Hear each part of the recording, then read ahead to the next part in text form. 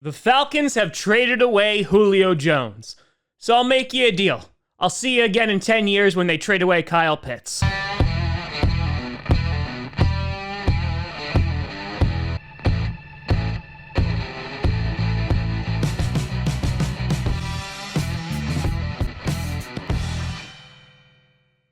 Grossi Packer Nation!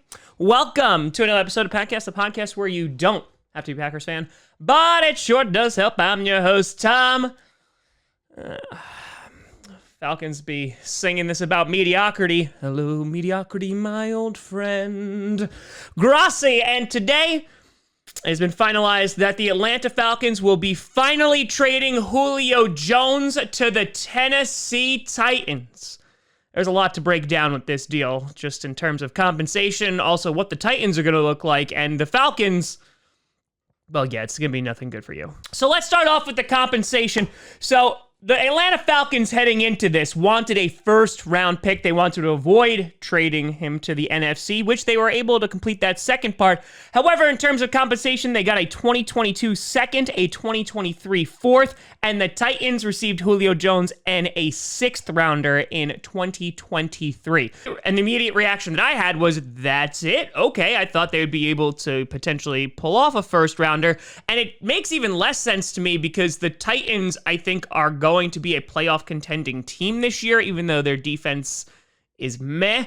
But that offense now, like that second rounder is not going to be worth a lot if it's near the end of the second round, but that's neither here nor there. You also have to take into account the contract, because immediately after this deal was announced, Packer fans started hitting me up going, we couldn't give a second rounder for Julio. What are the Packers doing?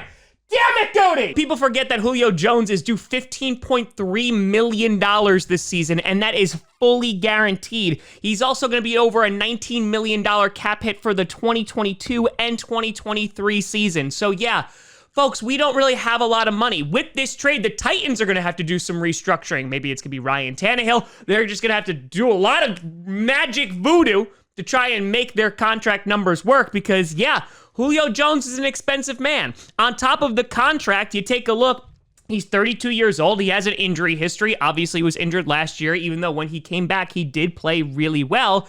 And I will say that I think the Titans got a good deal. And the Falcons, I mean, this was going to happen ever since Julio Jones went on Shannon Sharp's show and was like, yeah, I'm out of there.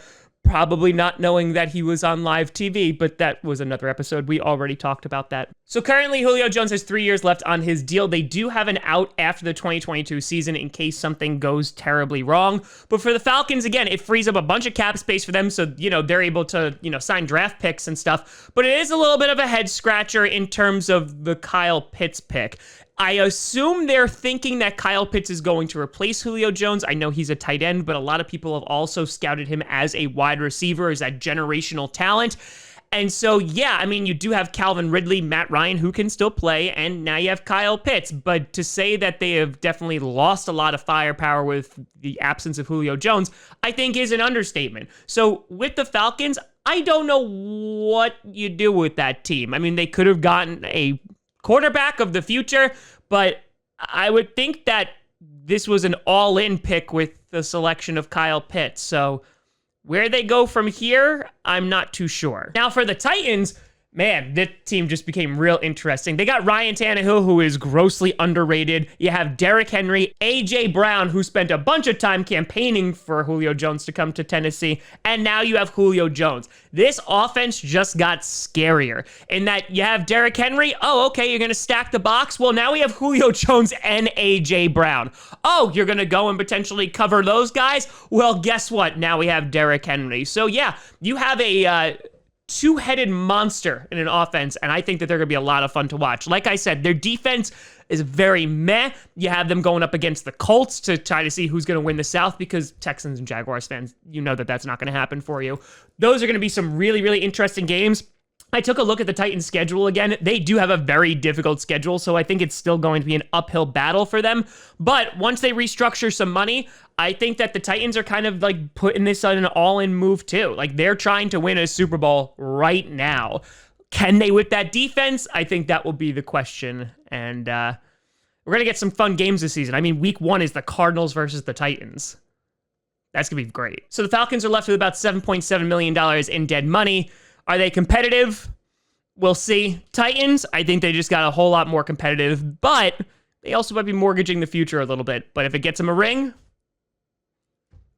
it'll be worth it. But let me know what you think down in the comments below. How do you feel about this trade? You think the Titans won out on it? You think the Falcons won out on it?